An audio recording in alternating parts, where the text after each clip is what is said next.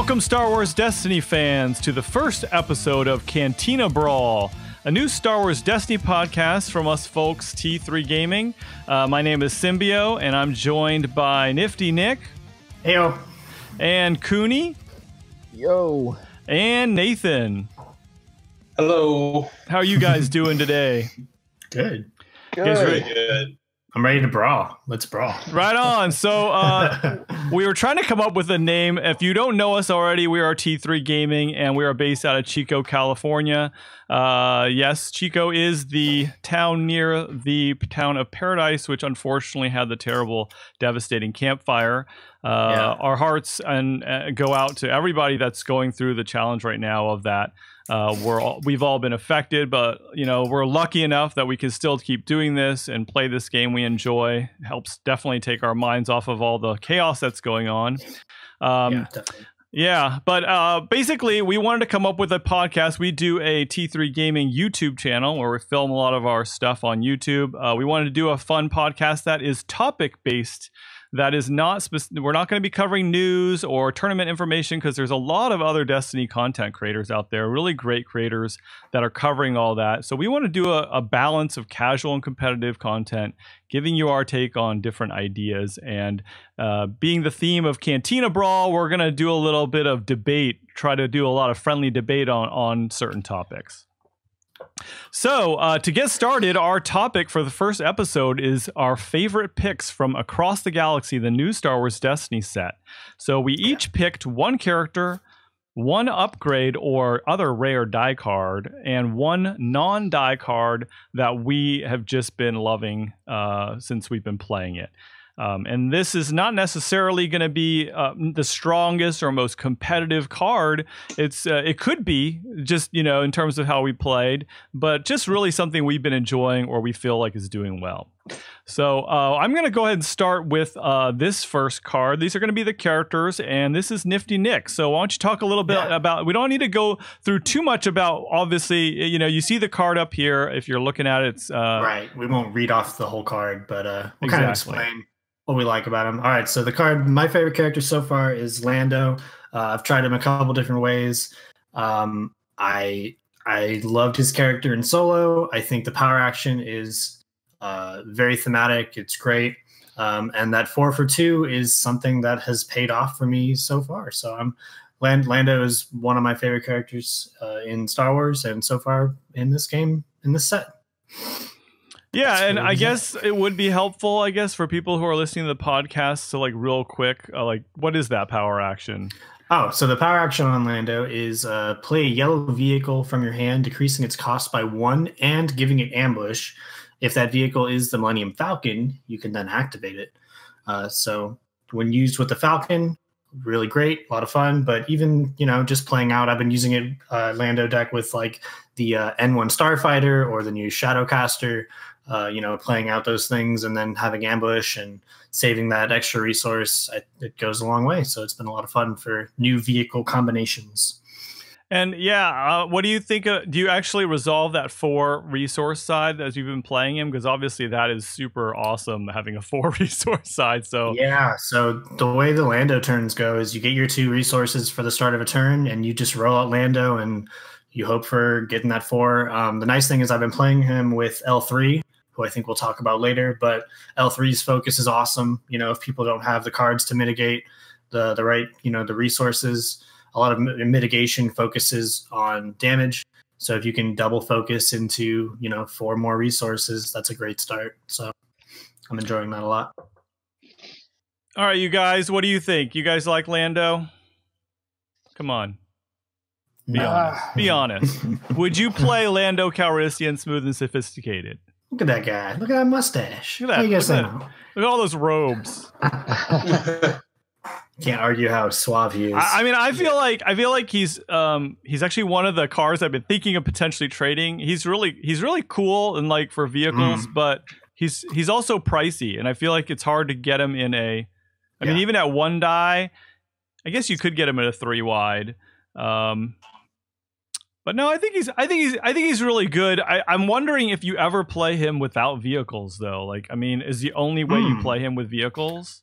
I don't know, because I mean the power action becomes dead if you're not. And I think for that same 15, you'd probably pick a different character that's a little more focused. So I think vehicles are probably the central point. His die is a little bit all over the place outside of making money. Like the 2 guns is great, the 2 indirect is okay, but it's not very focused. Where for the same 15, you could pick up like Poe Dameron or something like that. I want to disagree with you, but actually, the more I look at him, I'm like, he's actually pretty versatile. Like, you know, a lot of the cards or characters that make money don't tend to have also damage sides. So he has 2 damage sides, and it's not like a 1; it's a 2. Yeah. No, and his die is great for, you know, on the roll off for winning your battlefield. That's a great die to win the battlefield on the initiative roll. So. All right. Well, the other 2 are quiet, so we're gonna move on. Let's go ahead and talk Nothing about. To say. Yep. All right. That means they liked it, I guess. You know. All right, Kuni. This one's yours. Yeah, Mr. Tobias Beckett, Thief for Hire. I've been having a lot of fun playing him. Of course, his partner is Hondo. I haven't played him with his partner chick yet, but I pretty much. Yeah, thank you, Val. And I know I've had this discussion with another player of ours that we come across, thinking Val is the better pick. But honestly, his power action plus in his special is just so great. His die sides are awesome. He's got 4 out of 6 sides that are extremely useful. Essentially, his power action gives each player a resource, and his special allows you to take 1 resource from an opponent. If that opponent has no resources, gain 1 resource. So the little loophole with this is that if they have exactly 1 resource, you get 2 resources. Yep. Abusing that to get out as many guns as you can, as fast as you can, while also making your opponent broke, has worked out extremely well. So his die. Go ahead. I was wondering if you tried playing him with Price or anything, just to get that chaining of the special. Because, like, I'm wondering how often do you actually roll that special in a game? From what, at least from my luck of rolling the dice, I've been rolling it fairly consistently. But I did learn that you don't want to resolve it more than once a turn. You really don't. And you also have those 2 and 3 damage sides that you're kind of foregoing if you resolve that special. So maybe it's like an early game. It's an early game disruption and ramping tactic. But then later game or mid game, you kind of want to get those damage dice out, right? Right. The whole thing is like the first turn is total ramp. I mean, if you get damage out, you get damage out. That's what it is. But essentially what I like about him is that his power action essentially makes that 3 blaster for 1 just a 3 blaster. Yeah. So, no, I like the power action a lot. I think I played against your Tobias Hondo, and I agree that early game you're ramping. I think once one of them goes down was where you had the issue where once Tobias went down, I wasn't sweating Hondo so much. So it was kind of the later game where you need that finishing blow in the deck. I think the characters work really well together, and I like Hondo thematically. I like the not singled out, special that you can do both parts of it. I like that a lot. So, but Hondo and Beckett, I think it's a pretty good combo. Yeah, I think there's. I know that there's other combos out there. I've been hearing. There's a deck with Mauler in it that does TIE fighters, which because he's got the base sides there to match up with the TIE fighters modifiers and stuff. Right. So, do you guys think he's gonna see you think he's good enough for like regionals and stuff, or? I'm working on it. Yeah, I think I struggle to see him do really well at a regional. I think he's going to take an extremely aware pilot to know when you're going to power action, when to resolve the specials, in what order, what you're going to do with the resources once you make them, when to go for damage. I think it's going to be a hard deck to take really far in a regional. I hope he does well. I think the more characters that perform well, the better. But I look at him and I think he's a high ceiling character, but it's going to take a bit to get off the ground.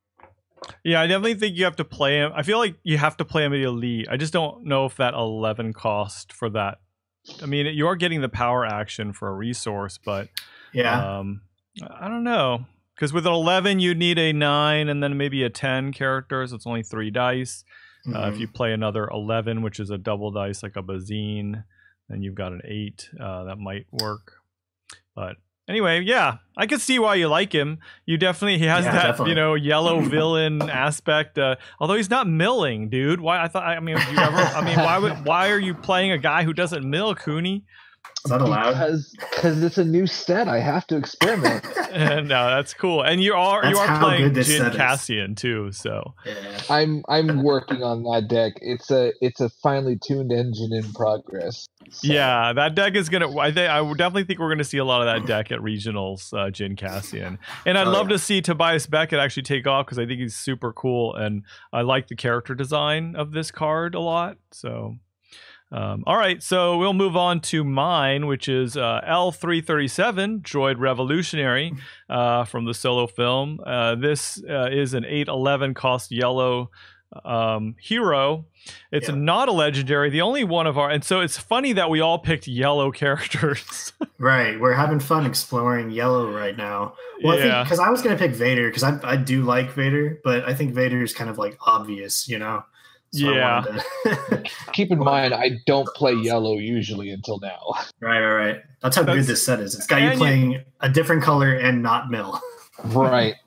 And everybody knows I like Hero Blue, and I'm not playing Hero Blue because, I mean, Qui-Gon is okay. Like, I played him once or twice, but he's just not exciting for me in this set. Sure. So what's exciting for me is definitely these mods and vehicles. I think that's been the most fun for me. And so that's why I like L3 because it's a cheap character that that does a lot of support, which I always feel like, you know, it's always nice to have a big, beefy, attacky character, but the support characters tend to be played more frequently because you can pair them up with different things. And when Trilogy or when the standard, you know, Awakening cycle rotates out, I think L337 is going to be the new Maz. I mean, having that focus and 2 focus and double dice, just being able to 1 focus to the double focus or focus to the resource. It's very versatile. And then just being able to kind of play 2 dice, knowing that either if they take her off the board, then it's gonna deploy to a vehicle. And I think we've ruled now, just to be clear, that both dice do go with the droid if she does turn into a mod. Yeah. Well, that was ruled that way then. Well, correct. It says when the characters become a new card, they take their dice with them, which. I still think we're going to need a final rule. Yeah, we will. I think that just means that their dice get removed from the pool if they were in the pool. So it could just mean that, and it's worded kind of loosely. I think she's great if both of her dice go with her on the mods. Well, she's bonkers if that happens. Yeah. The big thing with her is we put out a video of I played Lando L3. And somebody commented something funny, which was her text should read that this is the last character your opponent will defeat. Yes, right. You don't want to defeat her first, right? You want to wait on it, so you don't get the benefit of that ability, which is a great ability. But people do tend to go after other characters first. Is that a bad thing? I don't think so. I think that 2 focus is something that I would love to see every single time, every single round. So it's like I really like L3. When you think about Snoke and you think about his 2 focus, and I think he also has a 1 focus, right? Yes. You know, he for being an expensive character, and he kind of lasts long in the game. L337, just by the fact that nobody wants to kill her, you get that focus into the double focus for almost the whole game. And maybe that's what. Maybe she should be a target. I don't know. I mean, you know, but then she gets deployed, and you still have her. So yeah. Well, part of the fun has been like, especially with that Lando deck. I know another one of our players in our local scene is working on that same kind of deck, and we've been kind of shooting ideas back and forth on how do you get people to kill L3, right? To kill her first. So I think we're going around with like Blaze of Glory, and there's like Blaze of Glory. There's Decoy. I think is the newest card in the where you put it on and you can just soak damage. I think that's the one I'm going to try. Impersonate chances on Lando. one, right? Second chances on Lando help. Impersonate is another one. So there's options for moving damage around, and I think that's the only way that L3 is going to be defeated is if you can do it. So yeah, I mean, would you guys? I know that Nick plays L3. Kuni, you probably won't play L3, would you? Hey! Hey, it's got a mill side. It's got a mill side. Let's not jump to conclusions. I did enjoy playing some vehicles during our pre-release tournament, so I'm pretty sure I might get us a little dabble once I actually get the cards to play it. Oh my gosh! How about you, Nathan? Who's going to play vehicles? I will actually probably never play this card. Yeah, you don't play heroes either, right? I don't play heroes, and I don't play. Yeah, I play villains. Well, you don't play communist droids. Is that what you're saying? As far as Nick goes, you control characters. You won't go past that line. So American of you. All right, let's move on. We are going to move on to the other rare cards. This is the Niftynicks. Yeah, so I picked Dorsal Turret. I've been running this in any vehicle deck I can because I think this thing is kind of, I don't know if it's underrated or if it's being currently rated or whatever, but I really like the fact that anytime you can play a 1-cost upgrade and resolve it potentially twice on that turn, I think that's valuable. And being a 1-cost mod turns on a lot of cards like that are looking to spot mods. And this is a neutral upgrade that modifies vehicles. It's got 3 damage sides, and I've found it to be fairly effective. I'm running it right now in my Mauler Iden Versio deck, putting it on the black 2, and that's doing some work. So I'm enjoying it. Yeah, I could definitely see this on a lot of vehicle decks. I mean, anytime you can do a 1-cost, it's like a DH-17 or an energy bow, for vehicles, and it's actually a little better in some ways because it's got the 2 indirect too.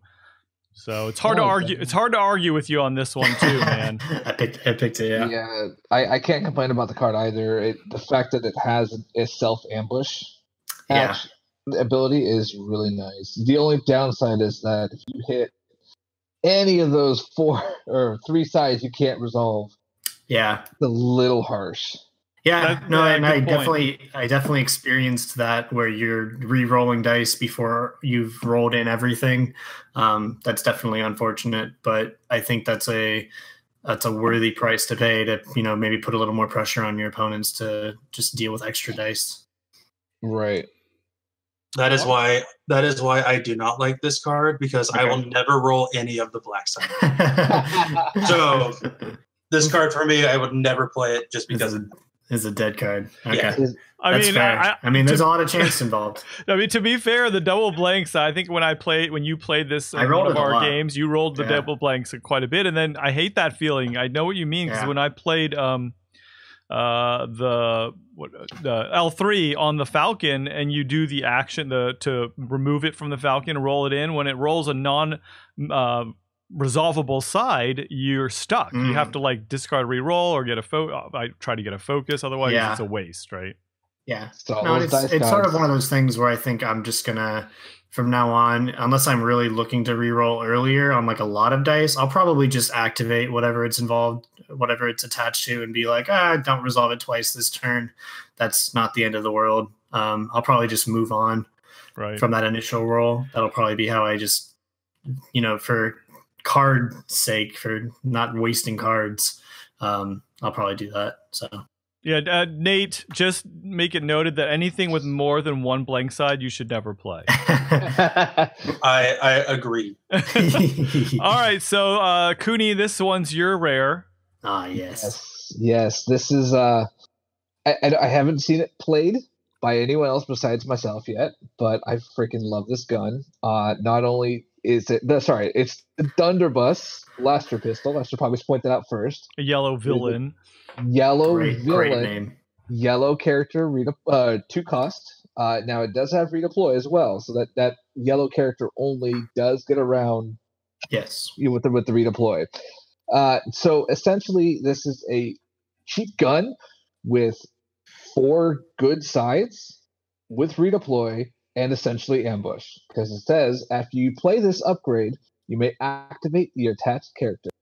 Yeah, I like the wording on that more than just giving a blanket ambush. I like that it kind of locks you into a more aggressive play. But I mean, so then it wouldn't be useful with quick draw, correct? No, because quick draw does the same thing. That is why so I like it a lot design wise. I hope we see more cards that have that kind of thing tied to it, where you get an extra thing, but it's not ambush specifically. I like it a lot. Weapon of choice for the Conja Club too, apparently. So, which I think the Conja Club is specifically the Asian gang that he owes money to, but I'm not sure. Oh, in episode 7? Yeah. Yeah. Anyway, this one's pretty cool. Honestly, when I first looked at it, I was like, I don't know, 2 costs with some range indirect doesn't look that great. But I think definitely when you lose like holdout and X8s and stuff in standard, we don't have a whole lot of blasters in trilogy or the new format, so you really need these. And I think you're right, the redeploy and the additional sort of semi ambush is really strong. So I think this is a sleeper weapon that will probably see a lot more play once the rotation happens. Yeah, it's one of those wait for rotation type things, but so I like it. He's already there. I'm already there. I have 2 hidden blasters, 2 of these guys, 2 of the other ambush gun that's neutral, and I'm just using them as stepping stones to get the Black Sun stuff out. Yes. Yeah. No, not the Black Sun. It's the other neutral, not the hidden blaster, but the other one. What am I blanking? Canto Bite? No. 3 neutral. Cost. All right. Canto Bite is neutral. No, it's 2 cost. The other ambush gun. The LL. Nope, we're all wrong. We were all wrong. We're never gonna get there. Moving on. Oh my god. Moving on. We're the worst. We're the worst people. We are. We suck. We suck play this game. Yeah. All right. Memory, man. I'm just gonna look it up then. Cantina Brawl is canceled. It's now just a fist fight. We're not gonna talk about this. I hate you. We're not gonna talk about this anymore. We're just gonna get together and fight. Let's just move on. Moving on. All right. So apparently Nick and I play vehicles a lot. We love the vehicles in this set. Traders. Traders what? I played vehicles. I played vehicles before it was cool. I was bringing Lando double rookie pilots to tournaments. Dude, I was trying to make Quad Jumper like 60 years ago work, and I'm still trying to make it work to this day. Right. Quad Jumpers are trying to make them work. Yep. So I picked the triple laser turret, an upgrade red neutral mod weapon. It's also it's got 4 damage sides, which is one reason I love this mod so much, because it just rolls damage every time. You put it down, and not to mention it, the icing on the cake is that when the die is in your pool, the attached supports die cannot be removed. So just really protects your vehicle from mitigation, which is one of the biggest problems from playing vehicles in the previous meta, unless you're playing like a ton of them, is that if you played like a big vehicle, your vehicle die would just get mitigated and you'd be done. Wouldn't be that useful. So this kind of helps that out a lot. And not a whole lot can be said. The TLT is just awesome. This one is awesome. Putting this on the Black 2 in my Mauler deck. Now you can't deal with the Mauler, with the additional damage coming out in Black 2. It's awesome. This thing does the work. So I love it. And I think I've seen this in every single vehicle deck that people have been playing in across the galaxy, like for the most part. It's worthwhile, yeah.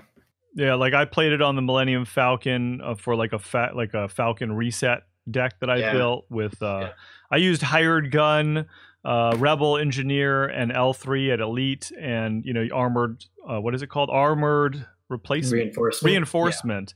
Yeah. Yep. And so you use Rebel Engineer to grab this out of your deck, and you get you used armored reinforcement. You'll get there. I believe in you. Is that what it's called? Yes. Thank you. Sorry, you guys. Armored reinforcement to grab the Falcon. So yeah. Yeah, I can't get playing. This thing is. No one's gonna punch me in the face. Come on, you guys. I can't. Come on. Cards that are. I'm building decks around these things. I can't say anything about them. Right. Fine. I'll say this. Right. It's got 3 bad sides. There. Yeah. That's all I got. 3 bad sides. They're all 2-2-3-2. 1 that indirect, shield. man. I just can't. 2 indirect. Unless you have other dice that have indirect to support it. It's ugh. All right. I feel like you're just poking me now. I have to. just poking. All right. No, that's good. Yeah. All right. Nate, did you have something? Did you want to I hate get one in here? All right. Nate's just here to be the troll, right? Yeah. Nate's like, I hate it. I hate it. No, it's honestly, I mean, I haven't been able to play any of these cards yet, but it looks fun, and I would definitely use it. But just for the sake of this, I hate it. All right, thanks, Nate. You're welcome. All right, Nick. Here you got that. We're moving on to the non-die cards. Yeah. So I picked Deja Vu, which is a yellow villain support that reads, after you play an event, you can exhaust this support to play that event from your discard pile, paying its cost. You cannot take more than 1 additional action this turn. I assume so you can't just chain Tactical Mastery and stuff like that. This card has a billion applications, and I haven't even begun to scratch the surface on it. If you're playing free cards for removal and such, like Doubt or Hidden Motive, you can get it twice. I think it's hilarious. I think the design space is going to quickly maybe run into issues with this card where you're playing some events that are very strong twice. I'm currently tooling around with a Dryden Voss deck where you're trying to play bigger events and then pay for them after you played it for free. So I think this card is one of the more exciting designs in the new set, and I've yet to, I think, tap into its full potential, but I think there's a lot there. Yeah, I'm kind of not seeing that. I have to be honest. How do you not die when playing this card? Because it definitely belongs in the slower deck, but I just don't see how you wouldn't just die by turn 3. It is the epitome. It is the epitome of a control card. Right? Yeah. I mean, you pick a character that has more health or something, but I mean, it's just 2 costs on 1 turn. Maybe you're picking it in a deck where you're making more money, like an Uncar plot type deck. Yeah, or a mill. I mean, obviously mill. a mill deck, villain mill needs stuff like this to control the opponent. Yeah. So I think there's a lot of weird applications for it that are maybe not conventionary, but maybe interesting and fun. So. Well, yeah, I mean, I'll agree. I think this is a super powerful card, and I think it's borderline almost broken in some ways. I feel like I played it a couple times, being double hidden motive. You play hidden motive, and then after you play it, you exhaust the support to play it again. So if you don't hit it the first time and you get it the next time, or double flank, or the one you were saying, which is wanton destruction, you roll out Vader, and then they deja vu you with a wanton destruction, which basically does the damage of the. It would cost a lot, but I think it'd be hilarious to do 16 damage to Vader with a double wanton. Oh yeah, that's exact. I mean, so the thing I don't like about it is that I don't think it should allow both cards to happen in the same action. I feel like it should maybe make it return it to your hand, and then you can play it again, rather than it having it all happen in one action. It feels really bad when it happens. Yeah, no, I think it's double flanked multiple times, especially with double down together. I think then you could do it 3 times. I think this card could be fun with DJ though. Yeah, exactly. Oh, that'd be disgusting. Bring back DJ. That will make players cry. Right? Yeah. You're I doing can see that on top. Yeah. Oh, Like I this said, is. if it's out turn 1, that would just be dirty. I think I heard people playing a DJ Snoke deck with this in it, so I'm sure it's mean and I mean it's the epitome of control. So anyway, I'm gonna agree that it's a super strong card, but it's not. I don't know if I'd play it. I know it's. I don't know that it'll be competitive. I just think it'll be competitive. A fun design card. I don't think it's gonna be competitive now. After reset, probably. Okay. All right, moving. Yeah, we'll move on. Yeah, go ahead. All right, Kuni, this one's yours. This one's quick and easy, but it is. The Hondo player brings up the. hey, Han Kira still runs this. Kira, yeah. That's Han true. Kira is a strong deck. Han Kira's potent, man. Zach's been kicking our butts with that thing. Yeah. Right? It's because he's abusing that dang Seed Palace. Right. But anyways, I run Seed Palace too. Yeah, you do. I just never win it. Yeah. But no, the card is indifferent. And it is just a 1-cost, a neutral event, or a yellow neutral event. Spot a neutral character to remove a die. Plain and simple. It is basically a cheap and easy removal. You have a Streetwise out there, it's free. Yep, that's it. That's it. Yep. It does a thing. It does what it says. No ifs, ands, or buts. You could play it twice with Deja Vu, which doubles the value. That's true. That's I think the case. I think the thing is, if you're gonna play any kind of yellow neutral deck, you need more events, and this does it for you. So Yep. Especially after rotation, this is going to be a top tier card. I'll say, Kuni, it's not very exciting, but it's a decent card. It's a straightforward 1-for-1 your neutral, and it's there. I think it's also great for drafts. I like seeing it because you're always pretty much kind of picking one of the 3 or 4 draft characters. So definitely one that I enjoyed seeing in draft. So for solid sure. card. Not much else. Nothing exciting about it, but whatever gets the work done is what you're going to play. That's a consistent die removal. Right. All right, cool. Let's move on to the last event or non-die card. This one's mine. It's a 1-cost gray neutral upgrade mod called mods. Systems Gauge. I am seriously addicted to mods and vehicles right now. We have a problem, I think. I think we have a problem. They definitely hooked us on this crack. This When you go to crack. Mods Anonymous. Yep. So after you activate attached support, you may spend 1 resource to remove a die showing damage. So anything that allows you to remove dice without having to keep spending cards is really good. And every time I've played this, it's at least removed 2 dice. So just going back to what we're talking about with indifferent, just a new mitigation card, one that can keep doing it. I love it. Yes, more, please. Yeah, no, a super valuable mod upgrade. I mean, again, this is a 1-cost mod. It's turning on all your other cards that you just spot mods. You get consistent removal on just activating your support. So you kind of get 2 actions in 1 for that once this thing is out. It is only damage, so that's the only downside, but a lot of times damage is what you're looking to remove, especially with a vehicle deck. You need to survive. So having a consistent way to remove dice, I think is invaluable. So I like it. Yeah, I like that. I like that it basically does play to the, as you said, the slow pace of the vehicle deck, and you do 100% want to get rid of those damage sides. Yep. The only thing that kind of irks me is I'd rather it actually activate by itself, not while having to activate the support. Because a lot of times the vehicle support decks want to activate their vehicles in a particular order. This forces you to have to, if you want to remove a die, you have to activate said support. So you have to be smart on which actual support or vehicle you put this on. Sure, right. If you only roll out 1 dice, you're open to free fall or something like that. That's very targeted. Right. So I agree that that's one of the weaknesses, but I think the upside of having this on a support and then playing partnership or getting to do a couple extra actions and do this as well.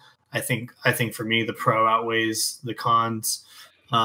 But yeah, you're right that if you're not wise about which vehicle this goes on, you could be playing a little bit suboptimally to just get this one removal.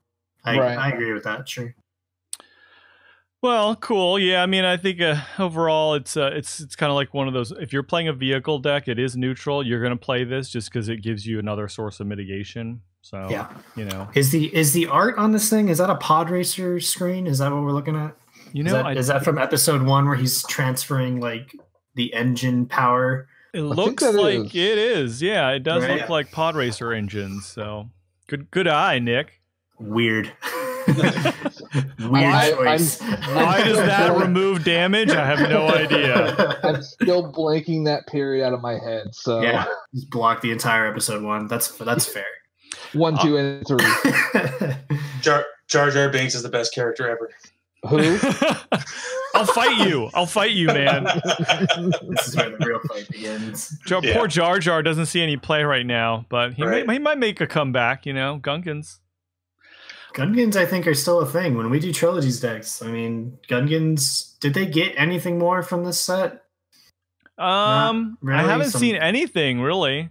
Some really base. You got what? Theod Royal Palace. Theod Royal Palace? Maybe no. There's no. There's that Jar Jar. There's that Jar Jar card that's like super OP. Reluctance. Yeah. I don't remember what it does. Card's not great. I think your opponent can't resolve more than 1 dice on their next turn, which is like okay. Yeah. Meh.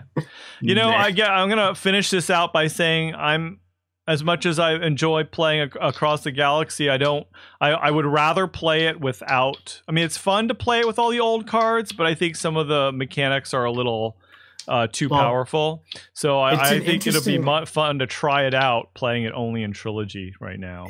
It's an interesting set because we were talking, a couple of us in the group, like when I looked through the cards and I was looking at like what decks I already had built, there wasn't a lot of like 1-to-1, this Across the Galaxy card is better than a card I'm already playing.